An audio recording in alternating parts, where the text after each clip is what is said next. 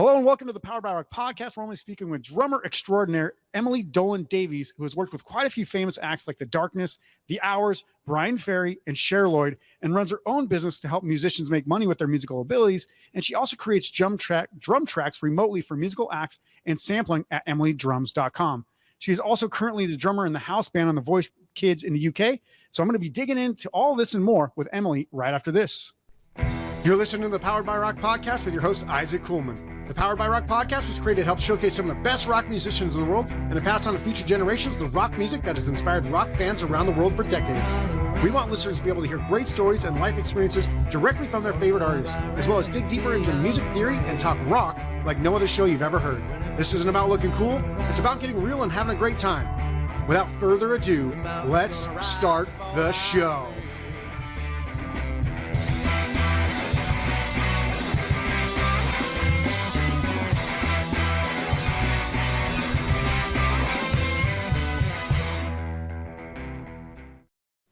All right. Hey, everybody. Welcome to the Powered by Rock podcast. I saw you smiling during that introduction. You must have liked that a little bit.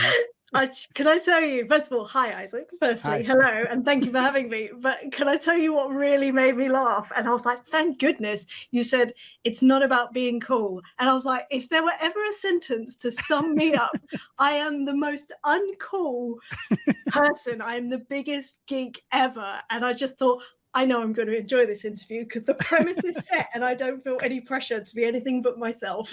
Excellent. Excellent. Well, that's great to hear because, I'm very excited because I've been kind of, I wouldn't say pestering you, but following up with you relatively often over the last few months to try to get you on. And, I kind of been following some of the stuff you've been doing lately. And really in general, I really love to be able to speak to drummers. I myself have been playing guitar since I was 11, but started playing drums in high school.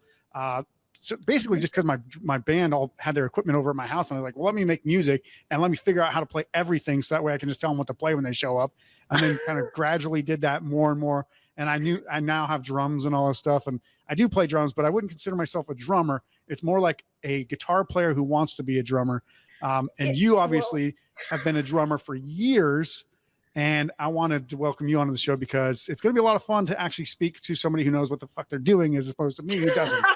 Well, I appreciate that. And can I just say, I'm very jealous of the fact that you play lots of instruments because I wish I could play a melodic instrument. My dad was a guitarist, so I grew up with guitar around all the time and I loved it and I still love it so much, but I cannot get my head around these 6 strings and frets and chords, but they're not notes, they're chords. And then a power chord, open chords. I love it. I don't understand it. I salute you. That's all I can say. I'll give you a hint. Just imagine each one of your limbs as a different finger.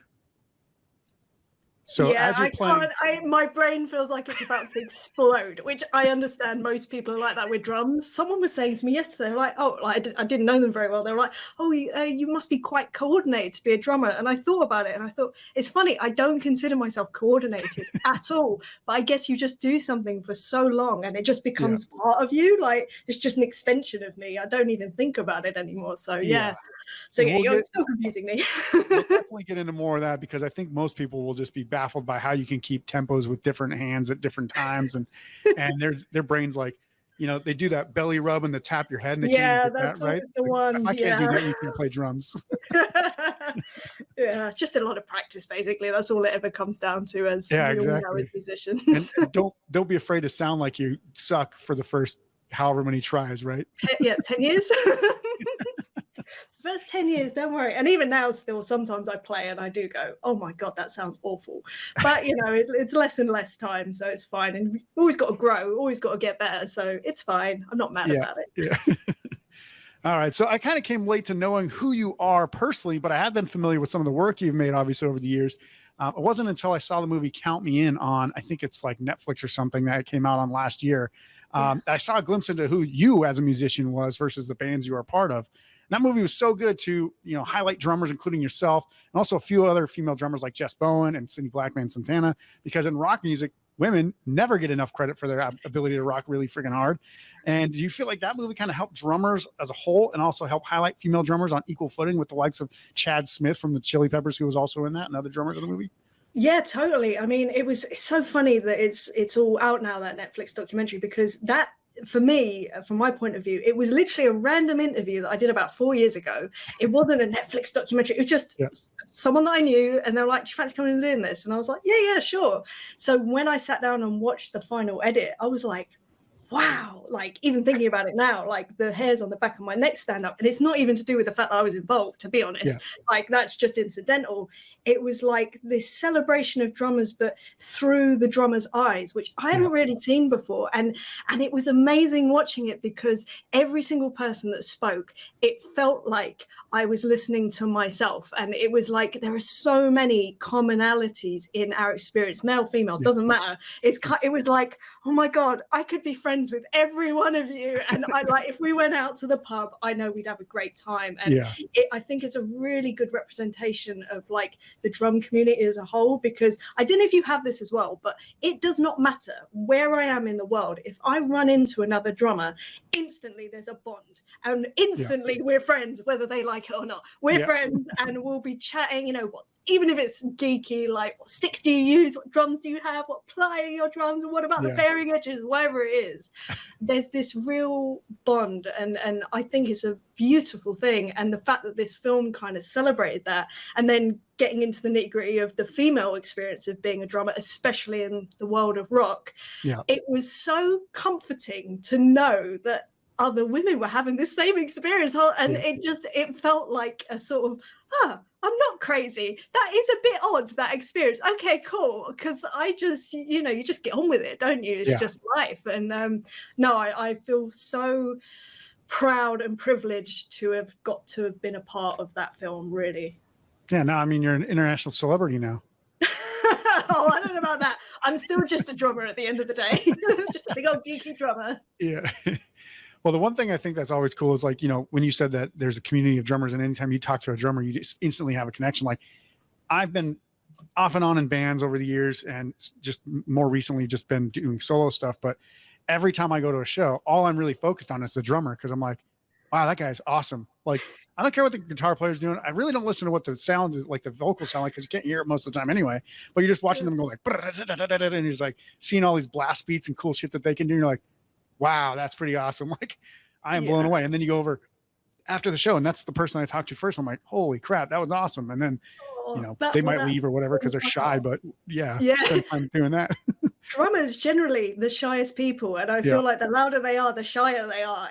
But once you kind of open, the fact that you play drums is an opener with any drummer, because I have this so often with meeting people. I'm actually quite shy, which probably don't think that, but I've had so many situations where I've met someone and been quite like, oh God, I don't really know what to talk about. And then they will say, oh, by the way, I used to play drums, or I got a drum kit once for my birthday. And instantly I'm like, oh, okay, we have common ground. And it opens me up straight away.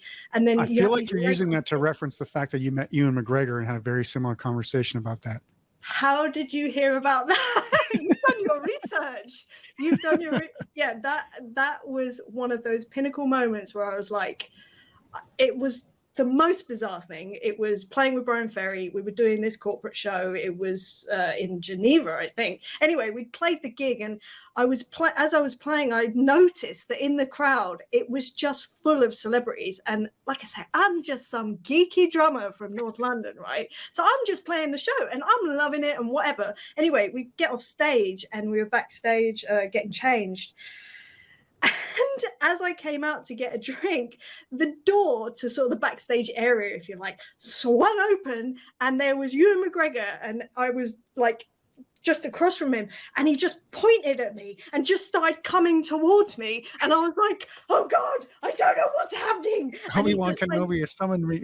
I know. I was just like, oh my God. And then he was just like, I love what you do. You clearly just adore like what you're doing, and it sounds amazing. And he was just being so lovely and sweet. But I was just going, oh my God, it's you, McGregor. Like, why are you talking to me? I'm just some idiot. And then he said, by the way, I got a drum kit when I was like 9 years old or something. And I was like, oh, no way. And then we had this just beautiful conversation about drums and, you know, about his daughter who ended up that she was quite into drums as well. And it just opened up this gateway. And it's amazing how one little commonality like that, suddenly it just takes away all that fear and all of that like expectation of like, oh my God, I have to be interested. I have to say something of value. All of a sudden it's like, oh no, you're just another drummer. Great. Let's have a normal conversation then. It was brilliant.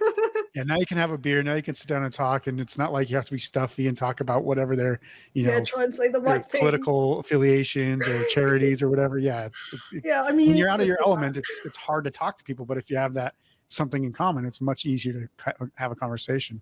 100%. I 100% agree. So let's start from the kind of, not the very beginning, but for the people who haven't seen Count Me In, kind of just explain, because one of the commonalities that I think I saw in the movie was a lot of banging on pots and pans, banging on pillows. How did you get into drumming, and how did that become like a lifelong passion for you? Yeah, so, well, for me, as I said to you earlier, so I grew up with a guitarist for a dad. So there was always music kicking about our house, and all of our family just loved music. And I tried a few instruments, including guitar. As I said, got completely confused by it. Tried bass, didn't like that. I think I tried saxophone at one point. That didn't work either. And I think like 99% of people don't like playing bass because it's too simple for a lot of things, unless you're really good, and then it's way too hard. And you're like, it's either really simple or incredibly complex. I don't have the ability to stick with it that long though. It's so true. I think you are right. But then when you get a good bass player that plays simply, oh my God, that's like the holy grail. Oh, goodness, the best thing ever. So anyway, I love music and all of that, but nothing really gelled with me. Nothing made sense.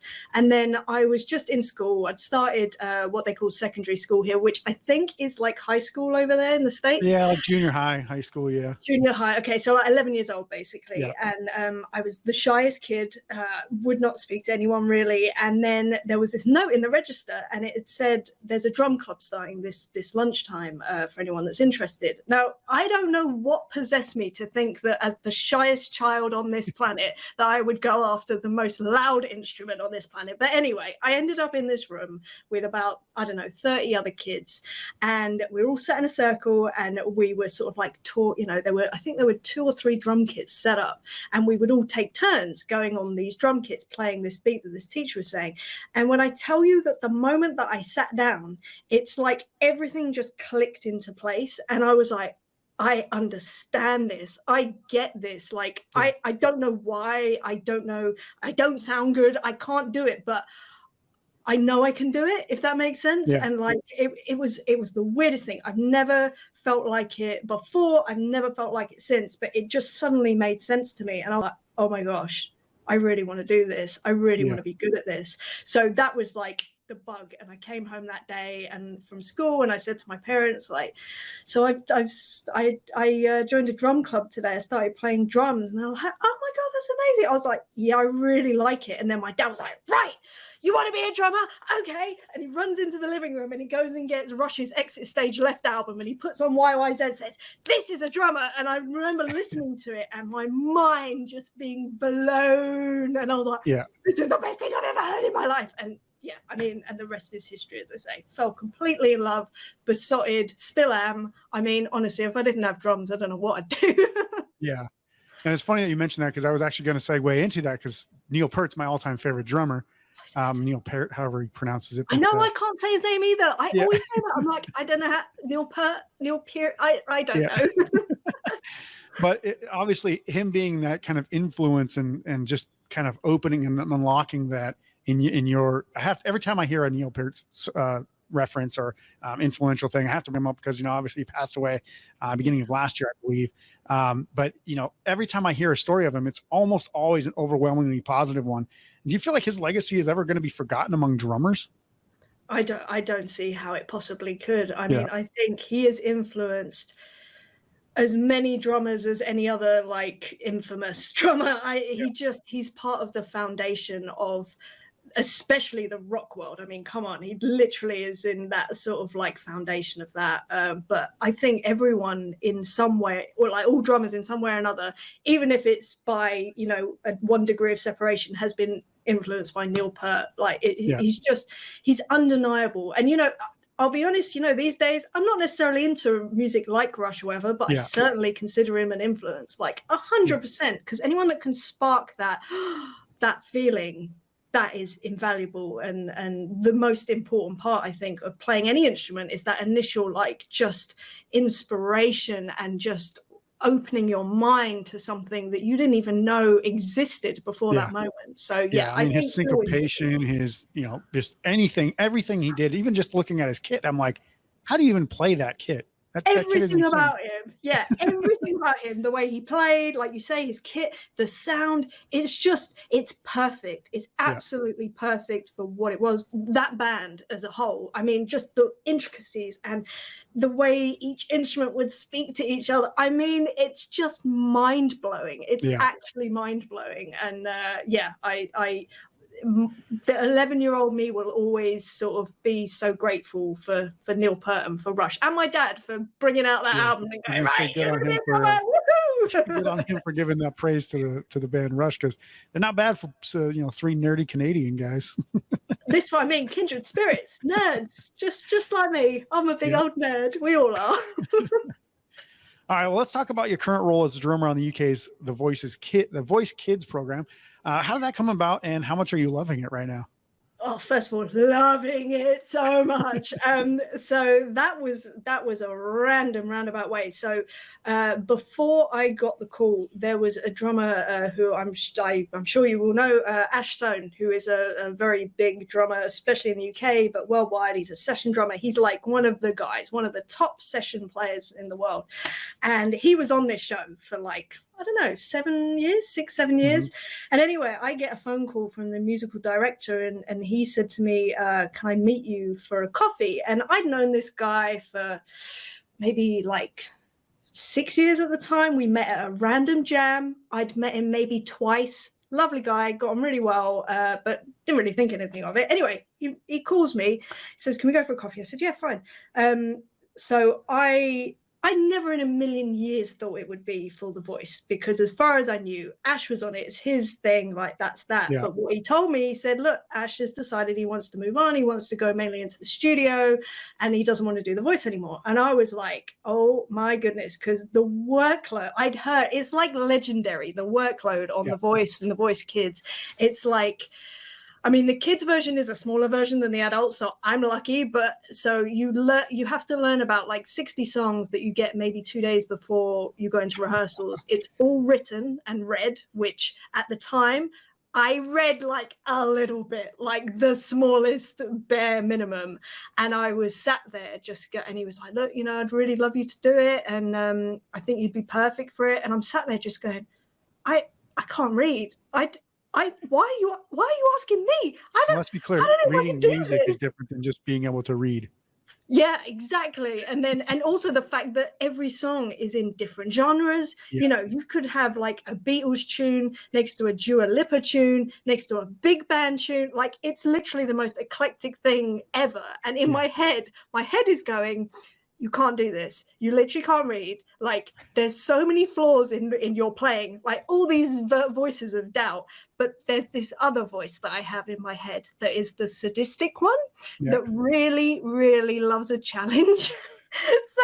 And I was just calmly sitting there listening to him. And he said, look, do you think you'd be interested? And before I could even think about it, I just went, yeah, definitely. And I was like, oh God. So this internal battle was going on. And he said, great. Okay, well, it starts in, I think it was 3 months from that point.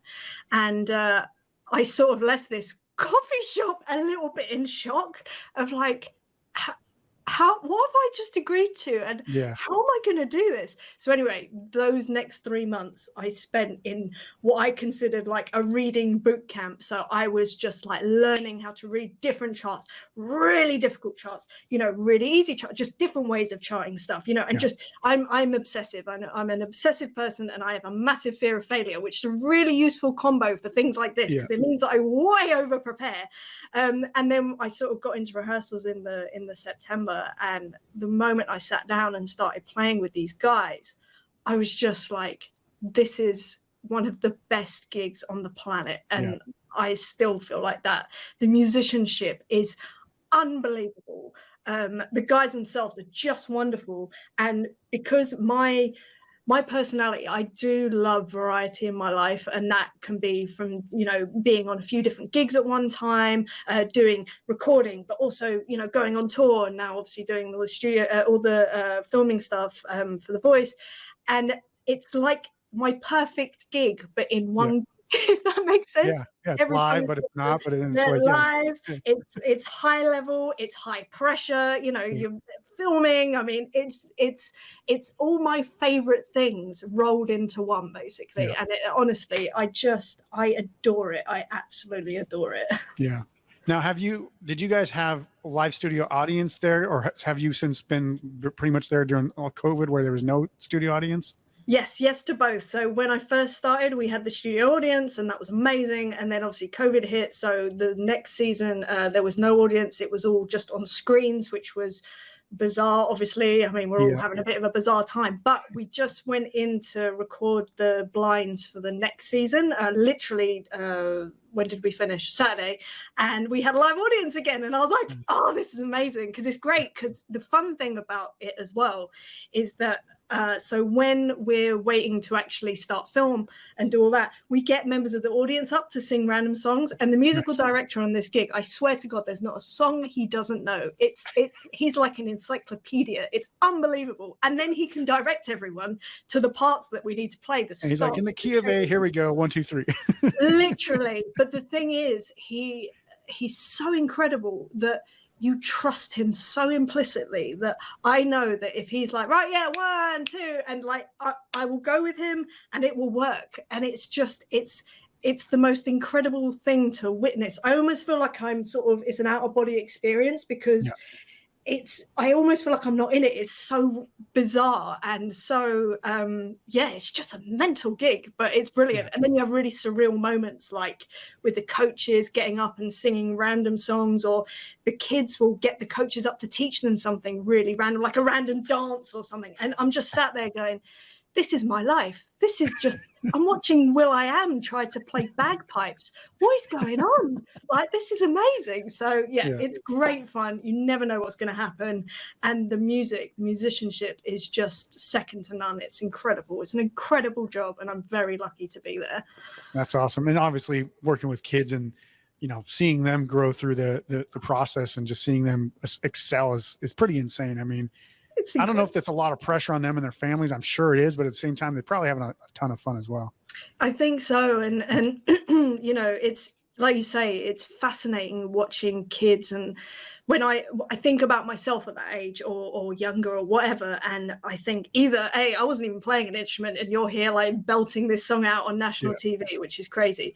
But also the way that they are, I know everyone always says this, but they're like sponges, and they just take in the information. And what's brilliant about the kids, the voice kids as well, even if, or especially if the kids don't get a turn, the judges will all talk to them and they'll kind of impart some wisdom. They'll tell them about the fact that, they were rejected, 10 times before they got a record, and they really care, and they're very delicate and encouraging, but not patronizing or anything like that. They're just they're brilliant. They're really brilliant. And I often think, God, I wish I had that sort of information, like given, maybe I did, maybe I just didn't remember it, but that sort of information given to me when I was younger, just to keep me on track and go, actually, it's fine, because, we all get knockbacks, and it doesn't, happen overnight. It is years of like just trudging along and just trying your best, and you just got to keep going, really. That's kind of the top and bottom of it, really. Yeah, and that actually segues to one of my questions that I have for later in the conversation, but I will come back to it because I kind of want to dig into some other stuff first, and then we'll give like a little message to, aspiring young musicians as well. So great. I do want to talk about one of the coolest things, I think, because you actually were able to drum for one of my favorite UK bands in the Darkness, a weird bunch of guys with a weird set of music, very similar to the like Rush's, vein of prog rock, whatever you want to call it, just weird guys, right? Love the music. I follow them on Instagram. Those guys are strange dudes, but it's a lot of fun seeing them out there. Talk to me about how that came about, because I think they're so unique in their, I guess, musicianship and the way that they kind of perform on stage. It's like watching like Guns N' Roses and Def Leppard from the 90s mixed with like, high octane, like energy from like, I don't even know, like Mick Jagger, but like on steroids or something. Right. So how was it, how did that come about, and how was it working with them? Can I just say, firstly, that is the best description I've ever heard of The Darkness and the most accurate one. Everything that you're saying, I'm like, yeah, that's literally exactly what it's like when they're on stage. It's incredible. So yeah, that was a weird situation. So what was happening at that time? I was just about to go on tour with an 80s artist called the Thompson Twins. Tom Bailey from the Thompson Twins. And it was a random, like, I don't know what it was, May afternoon. And I got an email through my website. It just said, oh, hi, I'm looking for a drummer for a new project that I'm doing. I've seen your stuff, I think, online, and was just wondering if you would be interested. And it was signed Dan Hawkins. And obviously that name twigged, and I was like, wait, what? Anyway, I was like, let me just Google Dan Hawkins. And obviously Dan Hawkins from The Darkness came up, but there was also this other guy called Dan Hawkins who lives in South London. And I was like, oh, well, it's obviously Dan Hawkins from South London. That's fine. So I emailed back and I just said, yeah, absolutely. That's totally cool. Here's my number. Give me a shout tomorrow.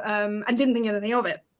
Anyway, cut to the next day, miss no memory at all of this email, sees a number on my phone. I was like, oh, who's that? I wonder who that is. So I answer the phone and he said, oh, hi, so it's Dan Hawkins from The Darkness. And I was like, oh, hi, it's you. How you doing? And he was like, yeah, I'm really good, thanks. And anyway, he sort of explained about the fact that the band and Ed, their original drummer, founding member, were parting ways, and they were looking for a drummer to record their next album.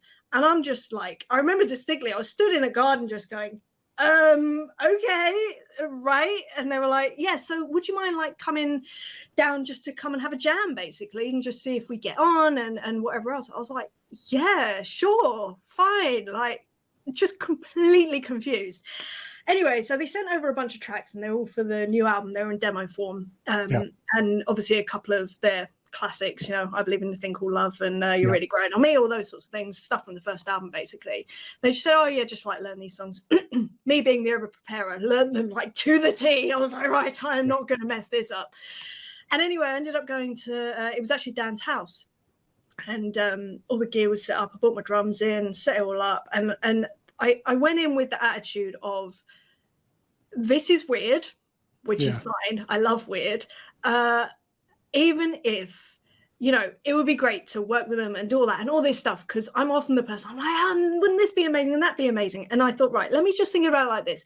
Base level, absolute base level, if all that comes from this is that I get to go jam with them and play I Believe in a Thing Called Love with the people that wrote that song when I've been playing that song in covers bands for 10 years or whatever, I thought, you know what, that is a win.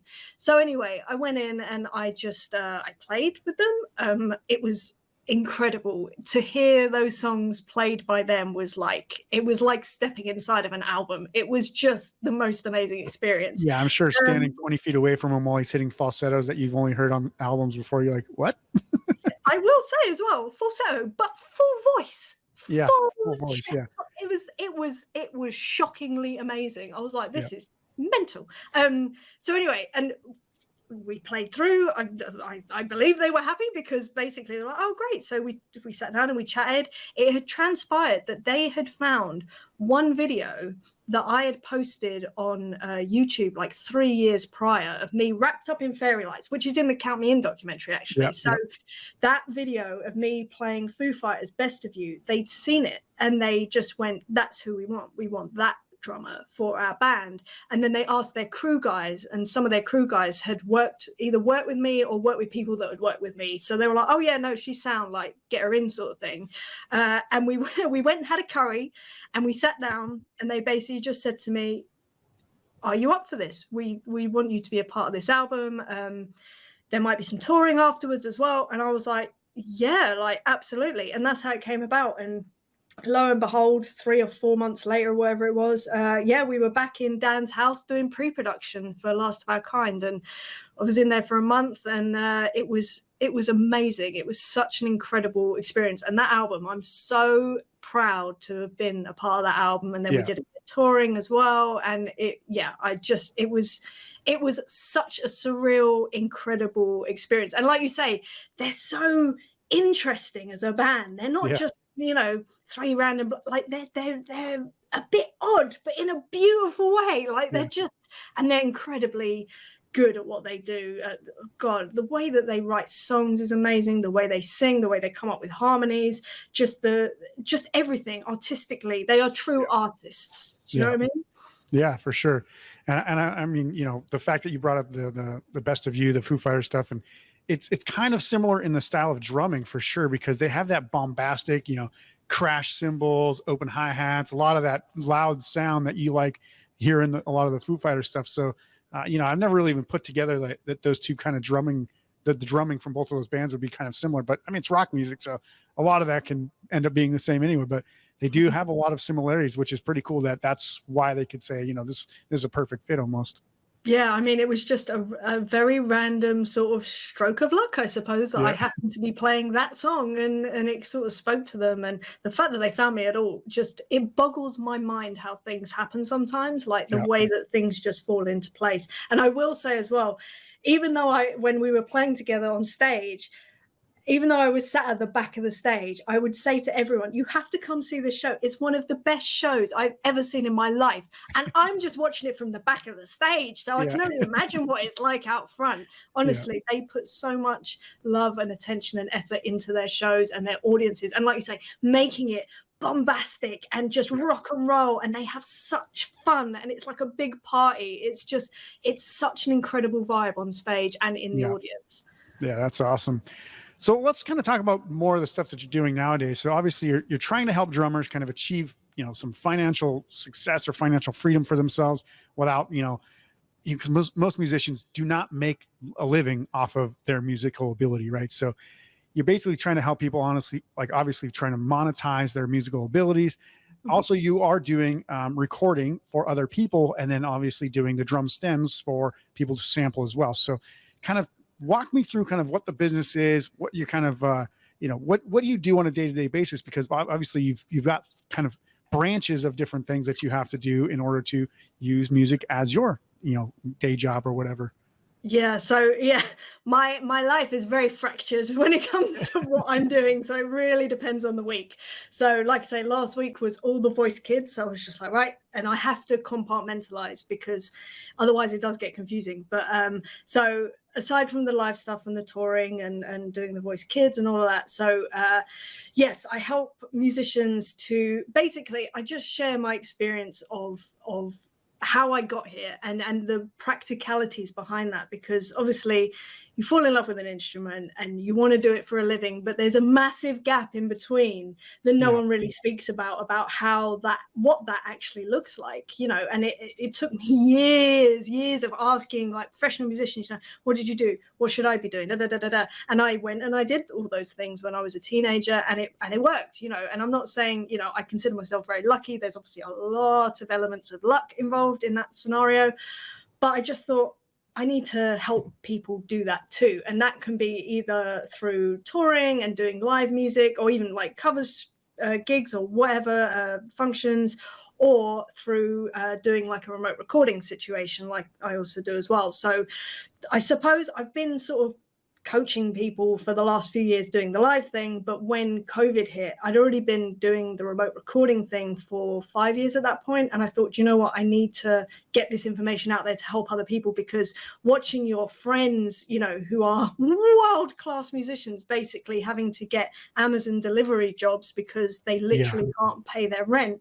It was, I mean, obviously there's a lot of stuff that's happened over the last couple of years and it's horrendous, but it was just so heartbreaking. And I was like, I need to do something to help.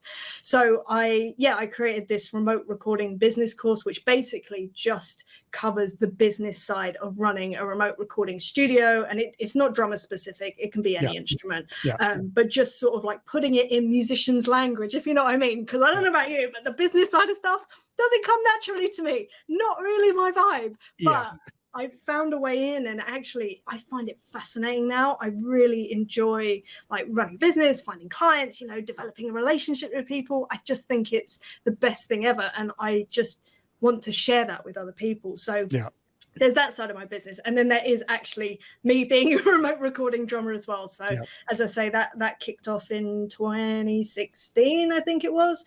And I love it. I love it so much. It basically came about because in fact, it was just after I'd parted ways with the darkness. That's what happened. So I just parted ways with the darkness, and I thought, right, no one's going to call me for the rest of this year, because I'm sure you know, once people think you're with a band or with an artist, they don't call you because they think you're busy. So I was like, right, I need to come to terms with the fact no one's going to call for the next 8 months or whatever.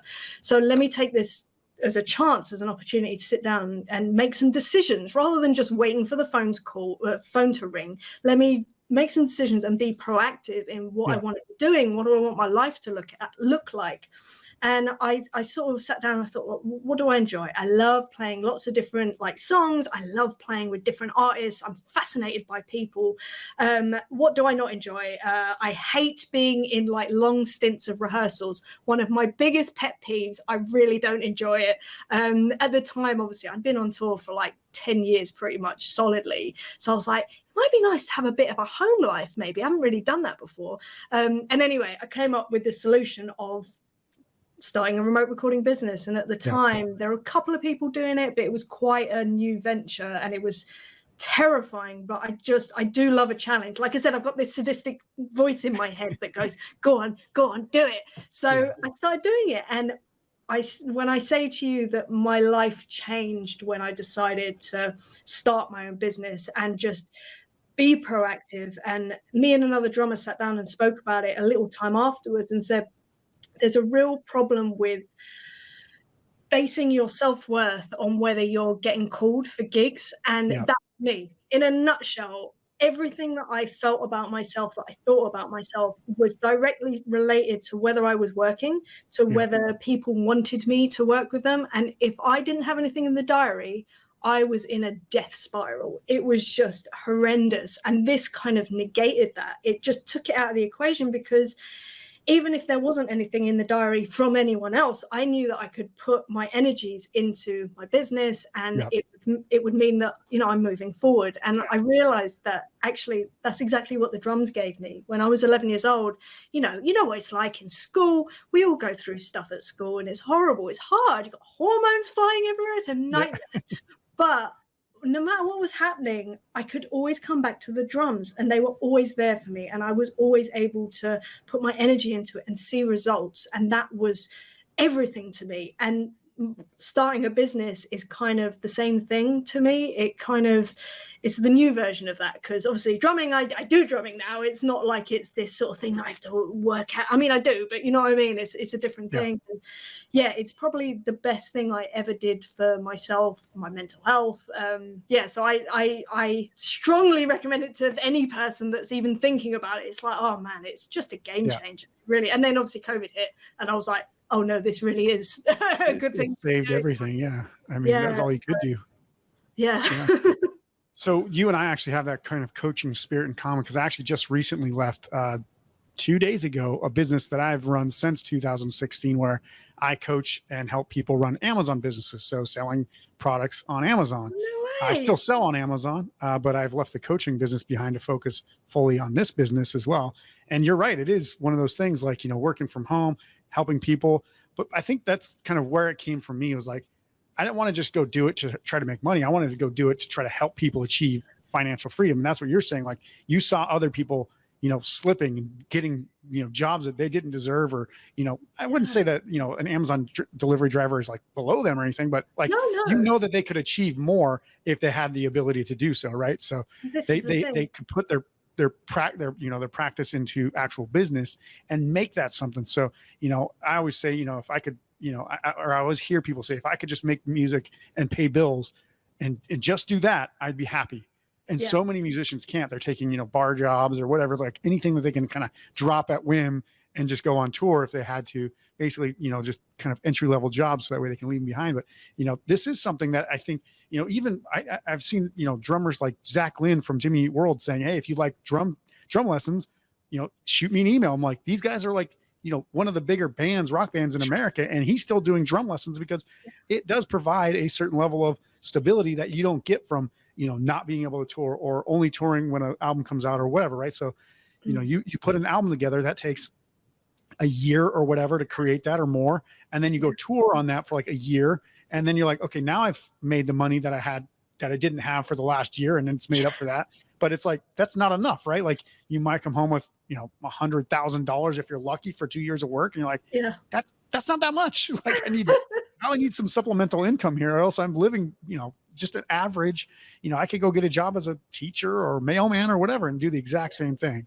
I completely agree. And it's a funny thing. I mean, I was incredibly lucky. So growing up, my parents both had artistic tendencies, but were told as kids, you know, back in the whenever 60s, you know, you can't do that. No. You need to go get a proper job. You need to go train to be a nurse. You need to go train to, I think my dad did an aeronautics thing. I don't even know, apprenticeship or something.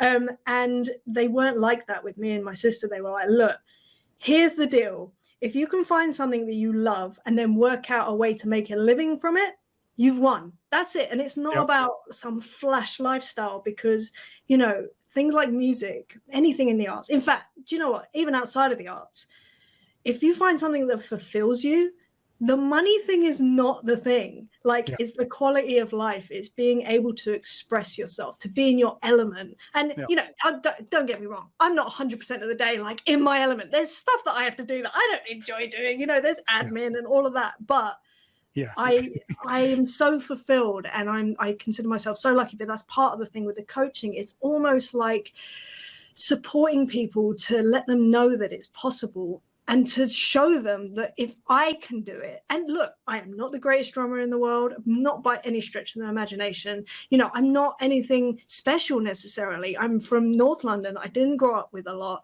And it's just, this is possible. But sometimes you just need that person there just going, no, just keep going, because I had that.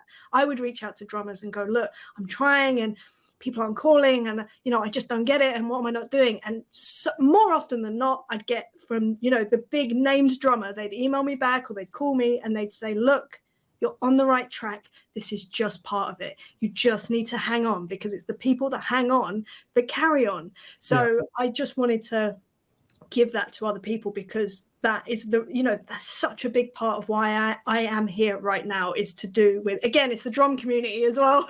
Just supporting each other, just going, no, look, you're fine. You're on the right track. I know it's painful, but you've just got to keep going. And and obviously if you're an asshole about it, they'd just been like, get lost. Well, I hope they don't think that I hope they like me. I mean, but yeah, no, you're right.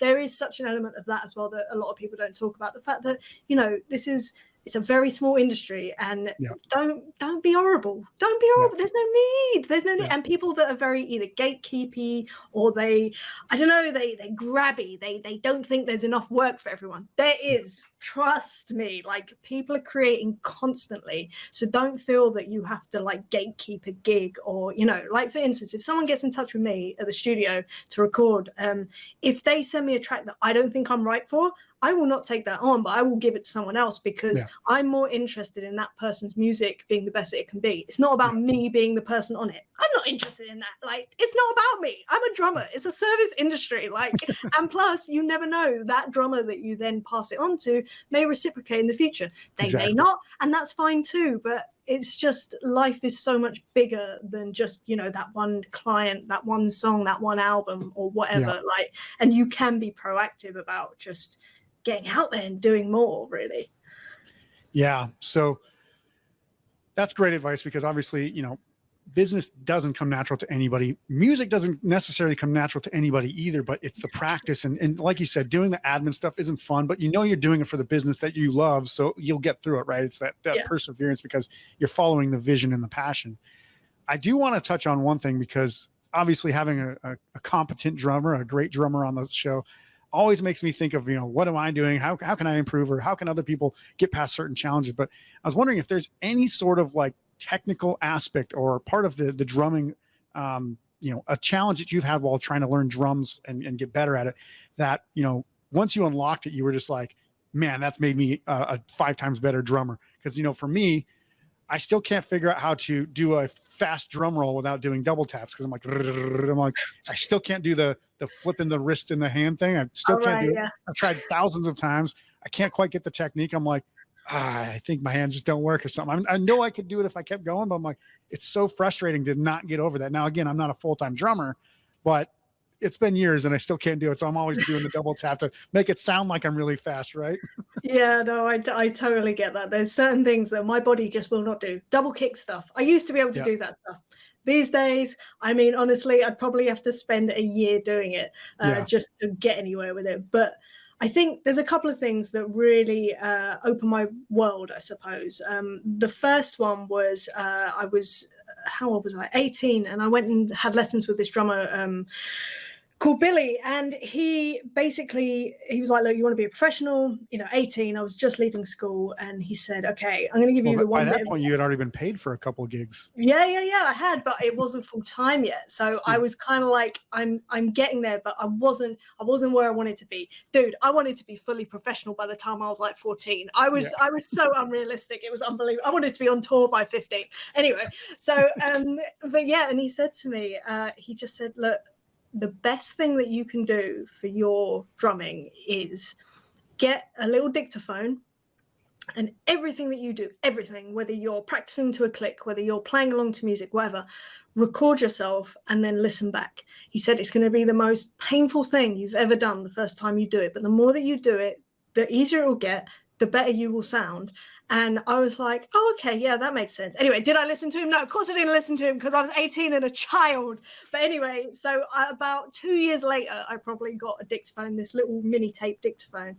And he was right. It was the most horrendous thing I've ever done, listening back to myself, because all I knew at that time was I wanted to sound like, the Steve Jordans of this world, the James Gadsons, the Steve Gads, whoever. And I wasn't. And I couldn't understand why I didn't feel the way I knew I wanted to feel when I was playing with other people. I was hearing about being in the pocket. I was hearing about locking in with people, and I wasn't feeling it. And I was like, what am I missing? What am I missing? Literally, that moment when I started to record myself and listen back was the 100% turning point. And suddenly I started becoming the drummer that I actually wanted to be. It was like taking a magic pill. It was a painful pill. And don't get me wrong, it took a long time, but I would spend hours and hours and days and weeks and months playing along to my favorite drummers, my favorite songs, and just trying to lock in with those records. Because I figured that if I can lock in with them, then that means that I'm playing the same as, all these great musicians that I love and would love to sound like. And then it started infiltrating my playing in the covers gigs I was doing, which is the main thing I was doing at the time. And then when I was working with artists, and then people started complimenting me about my groove, oh, you've got great pocket. And I was like, I've got pockets. And it was just like my mind just was expanded, and I was like, this is it. This is the absolute key to doing this. So so that was definitely the main thing that I learned that was just changed everything. I just want to touch on that for a second, because you mentioned being in the zone, in the pocket. For people who don't play music, it's like being in the zone for, a basketball player, soccer player, when you just know that what you're doing is everything you're doing is the right. And even when you make a mistake, it's like so infinitesimal that you just look past it and you keep going. Right. So like you just someone starts playing something and you just immediately start playing right in rhythm with them, and everything is just like you guys have been like best friends for 300 years or something. Yeah. It's like synergy. It's like being in flow. And the best way I think I can describe it, if whoever's listening, if you're not playing an instrument, when you see an audience that are nodding their head and moving, that is groove, that is pocket. That means that band on stage, they're right there because they're making you do that involuntarily. And that was always my goal. I just want people's heads to nod. Literally, that was my goal. And it started happening from that point on. So yeah, I'd certainly say that. And then the other one, because this is kind of relating to your doubles situation, or your role situation. And this is just me personally, and actually that probably is, so finding your own way or reasons to do something is really good for me, for something like that. And like I say, for me, it would be double kick. I need a very specific reason to learn to do something. Reading was a perfect example for me, because before I didn't feel the need to read. All the gigs I was doing, I was able to chart very basic charts, and that worked for me. But that was the reason that I said yes to this thing, because I knew that reading would be a great skill. And my goodness, what a situation to definitely need to learn how to read. So you got to learn 300 different finding songs a situation for every genre. Definitely.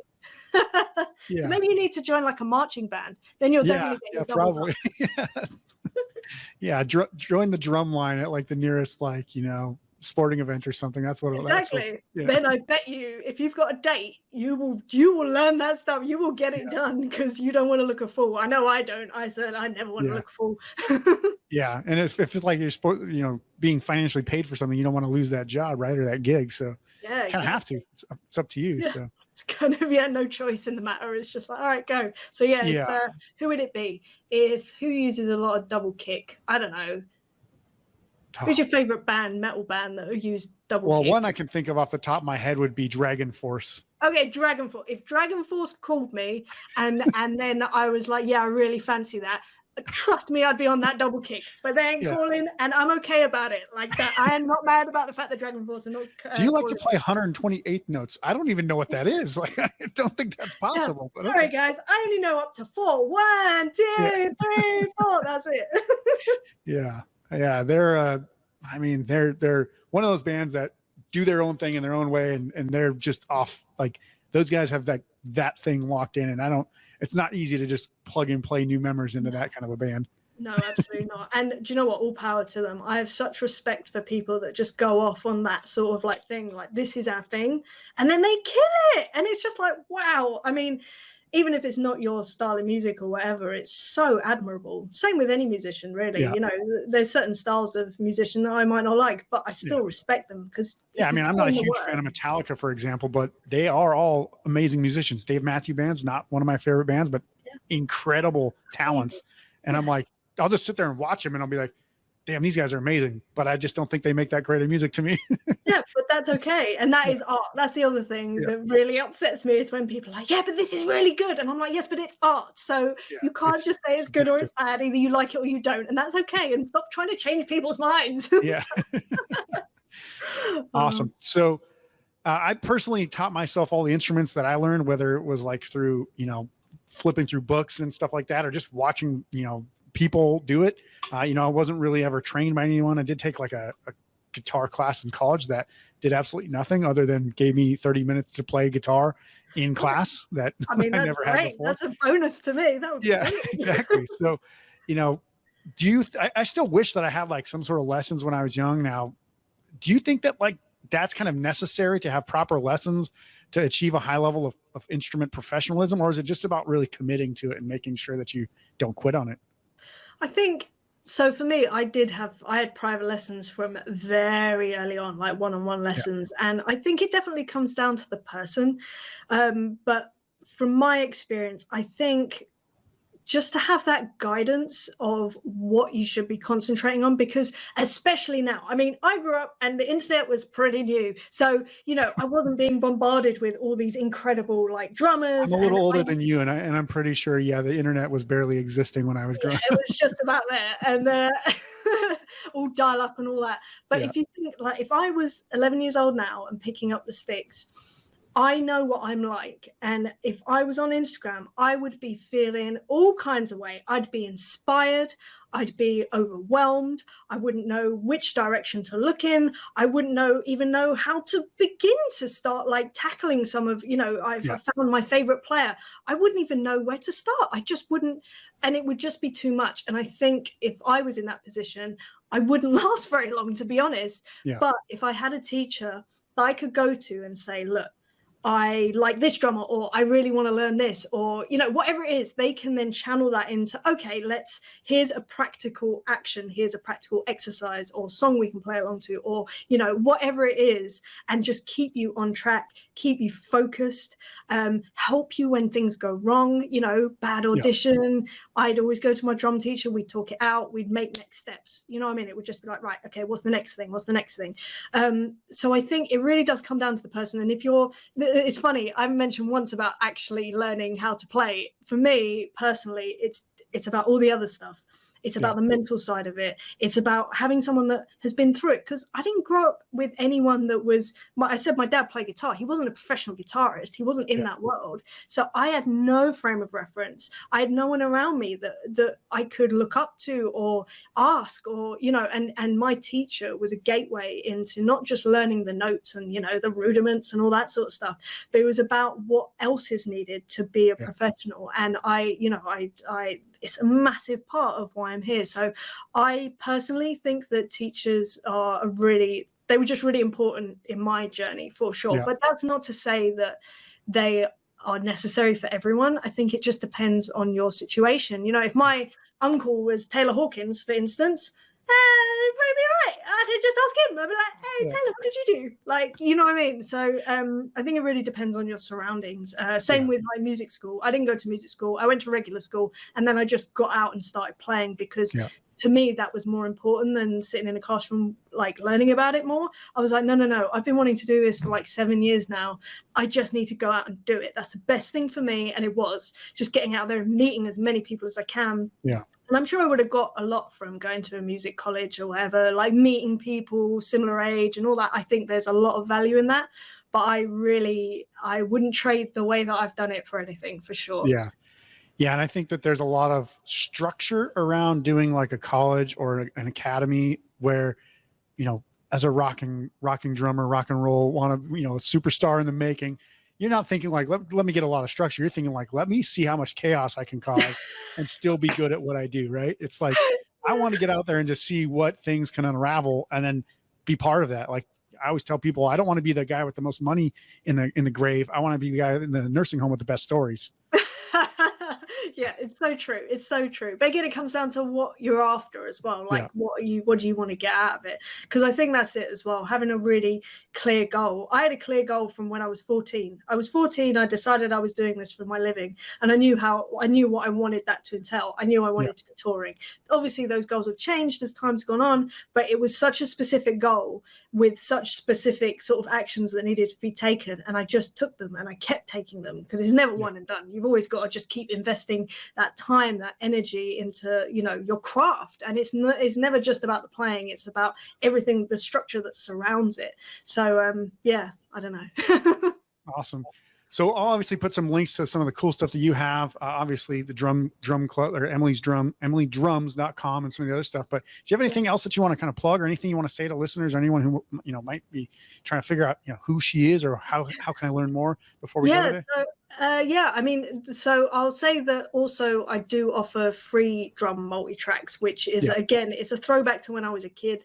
I remember, as I said, we didn't have a lot when we were growing up, but I always remember I was so hungry for like information and for resources to use to make myself better. And when I started EmilyDrums.com, I thought, wow, this is a really great opportunity to give back to people that maybe can't afford to work with me in a bespoke one-on-one fashion, but I still want to like have things that people can use. So I started this thing called Drum Stem Club, where I record these free drum multi-tracks. They're fully professional standard. You can release them. They are 100% free. You can just write songs to them, record to them, or even just practice to them, and then release them. And I just thought that would be a really nice thing for me to be able to give back to people, because as I say, I'm so into giving back to the music community because I've been given such support growing up. So I want to be able to give that back to other people. So there's that. So that's drumstemclub.com for any musicians that are listening that want to have some drums to play along to. And then, I suppose if you want to just find out more about me, EmilyDolan-Davies.com, or come follow me on Instagram. It's it's Emily Dolan-Davies. I mean, just come and say hi. I love having conversations with people. I love learning about what everyone's journey has been like I love the way that music brings people together, and from every corner of the planet, from every sort of background. I adore it so much. So just come say hi, basically. Cool. Well, I want to thank you, obviously, Emily, for being here today and the awesome conversation. And if you haven't checked out any of the stuff that she's been talking about, we will put this stuff in the show notes below. So check them out. Obviously, seems pretty friendly, so I don't think you have too much to worry about. She's not going to bite your head off if you don't know what you're talking about or anything. But guys, if you like what you heard on the show today, please make sure to subscribe to the podcast and share it with your friends and on social media. You can also see the full interview, the video interview, on our YouTube channel as well. If you want to check out some of our written content or any of the products or merch that we have available, go to poweredbyrock.com to read our absolutely free rocking blog full of album reviews, interviews, and lists to keep you entertained. And you can also find our gear as well, so you can pick up some items to play and look like a rock legend. That's our show for today. We'll see you soon for the next episode. Until then, rock on.